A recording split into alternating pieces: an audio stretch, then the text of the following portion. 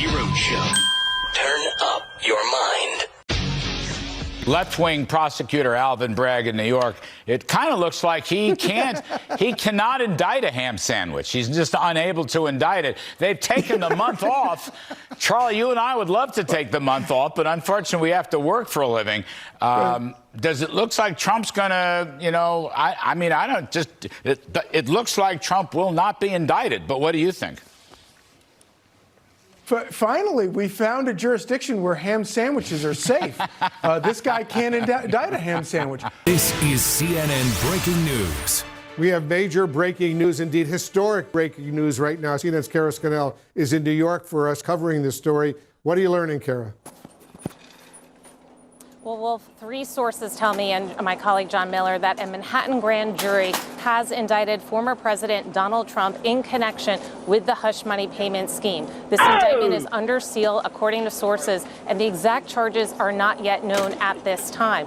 But this investigation has been going on for a long time. The decision to move and seek and get an indictment of a former president is the first time that has been done in U.S. history. This could have a significant impact on the presidential campaign. But as I said, we do not know the exact charges yet. We expect those charges to be made public in the coming days. And at some point in the near future, former President Trump will have to come to this courthouse and be arraigned. Happy Indictment Day!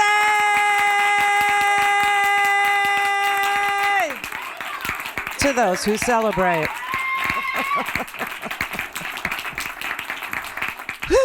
Okay, so this is just the beginning. This is the first one. I'm not thrilled that this is the first one, but it's just the first one. So as everybody tells you, this is the first time that a past president has been indicted for a crime. This is the first. Richard Nixon was pardoned by Gerald Ford. So, there's that. But it's not the last time that a former president will be indicted for a crime. This is just the first time.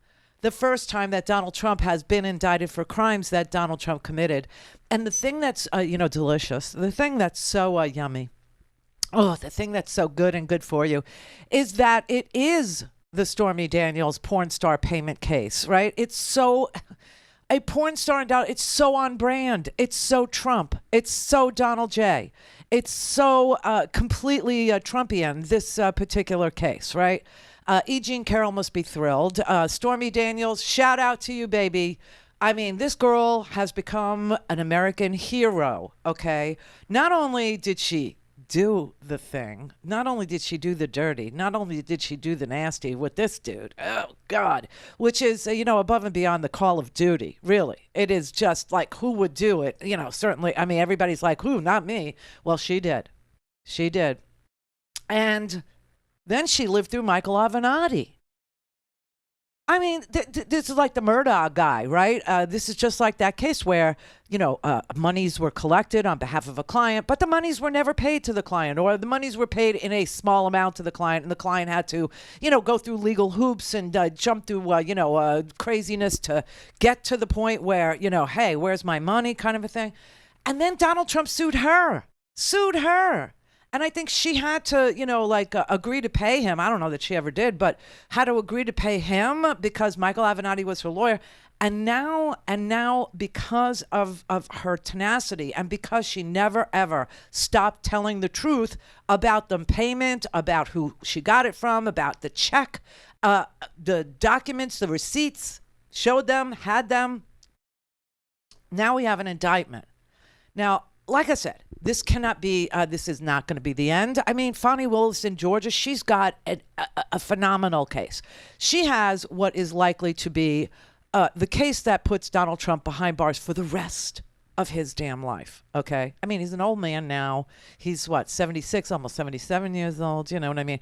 Oh, he's probably calling Weisselberg right now, to help him, ask questions about how does a 76-year-old navigate prison? How do you do it? How do you survive? How do you get there? And Weisselberg, he just dumped his lawyer. And so I don't know that this is just about the Stormy payment. In fact, it better not be. Because, remember I told you, right now I'm just marinating in the joy of knowing that Donald Trump has to sit there all weekend and not know what he's charged with and then surrender himself. He's going to travel to New York on Monday to surrender himself. And in the midst of all of this, he actually wiped Ron DeSantis' chance of ever being president right off of the chessboard. Do you know that? I mean, this was a beautiful thing. Ron DeSantis will never be president of the United States of America because Ron DeSantis, this little, goober, this little go-go boot wearing, hullabaloo dancing, a little fascist, the little dictator that he is, that wears, white boots to a freaking Florida hurricane. He is now known as a dictator, minus the tater, although he looks like a tater. But the guy tweeted out last night, swear to God, this is the governor of the state of Florida, okay, which is shaped like a dictator without the tater, or a gun pointed to your own head. You decide, you pick, you choose. But he tweeted out last night that he would not extradite Donald Trump should Donald Trump fail to surrender himself to the courts in New York for an arraignment, right, for a reading of the charges and an arraignment, right?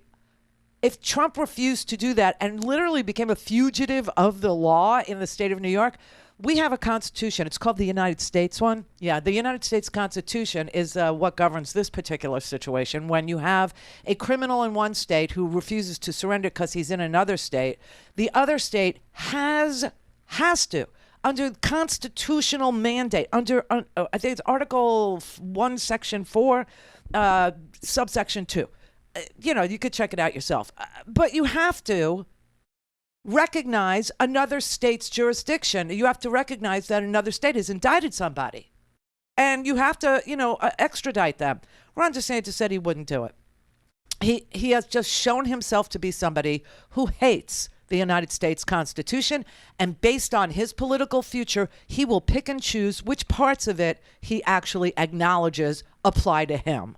I mean, it's very sick. It was very sad. It was really disgusting. It was a mockery. It was a disgrace of the Constitution of the United States. But he said he would not. It's required by it's Article 4, Section 2. Sorry. Okay. Article 4, Section 2. Thank you. I wrote it down.